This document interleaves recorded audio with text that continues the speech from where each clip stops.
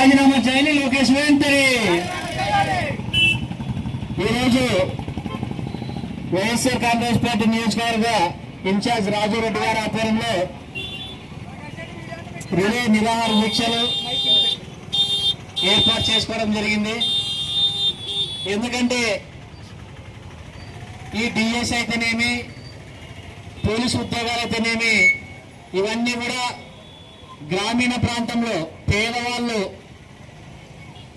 పుస్తకము తిండి తినకు పిల్లలకు చదివిస్తూ ఈ టీచర్ ఉద్యోగాలు అయితేనేమి, పోలీసు ఉద్యోగాలనేమి వాళ్ళకి సంబంధించి పోటీ చేస్తారు. కానీ అటువంటి గ్రామీణ పేద విద్యార్థులు చదువుకొని ఈరోజు డిఎస్సి పరీక్షలు రాస్తే దాంట్లో వాళ్ళ పార్టీ వాళ్ళకు సంబంధించి దాదాపుగా 400 పోస్టులను అమ్ముకోవడం జరిగింది.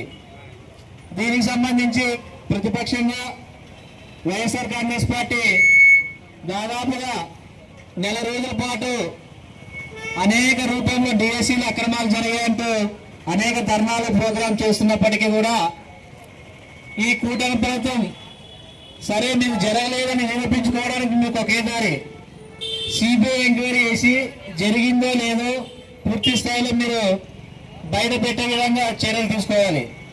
కానీ రాష్ట్ర వ్యాప్తంగా డిఎస్సీ ఉద్యోగ అనేకులు కూడా ఆందోళన చెందుతూ రోడ్డుపై ధర్నాలు చేస్తున్నా ఇప్పటికి కూడా సిబిఐ ఎంక్వైరీ కానీ సిట్ ఎంక్వైరీ కానీ లేకుండా కాలయాపన చేయడం ఇది ఖచ్చితంగా అవినీతి జరిగిందనే ఉద్దేశంతోనే జరుగుతుందని మేము భావిస్తూ ఉన్నాం.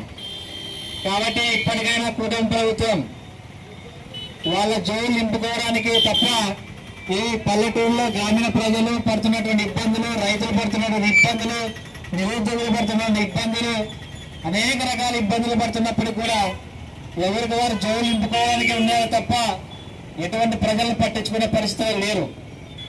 కాబట్టి ఇప్పటికైనా కూటమి ప్రభుత్వం కళ్ళు తెరిచి ఎమ్మిగిన నియోజకవర్గంలో ఏం జరుగుతూ ఉంది, రైతులు ఎంత ఇబ్బంది పడుతూ ఉన్నారు, తాగడానికి నీళ్లు లేక రోడ్లు లేక సరిగ్గా ఎన్ని ఇబ్బందులు పడుతున్నారు కూడా వీళ్ళందరూ గ్రహించాలని చెప్పి తెలియజేస్తున్నాం. ఇప్పుడు విద్యార్థులు మాత్రమే రోడ్డుపై రావడం జరిగింది. భవిష్యత్తులో రైతులు, నిరుద్యోగులు అందరూ కూడా రోడ్డుపైకి వచ్చి మీ ప్రభుత్వం యొక్క కళాకారులపై నిరసన తెలిపే పరిస్థితులు మీరు తెచ్చుకోవద్దని చెప్పి తెలియజేస్తూ నాకు అవకాశం ఇచ్చినటువంటి ఇన్ఛార్జ్ రాజారెడ్డి గారికి ప్రత్యేక ధన్యవాదాలు సెలవు తీసుకుంటున్నాను.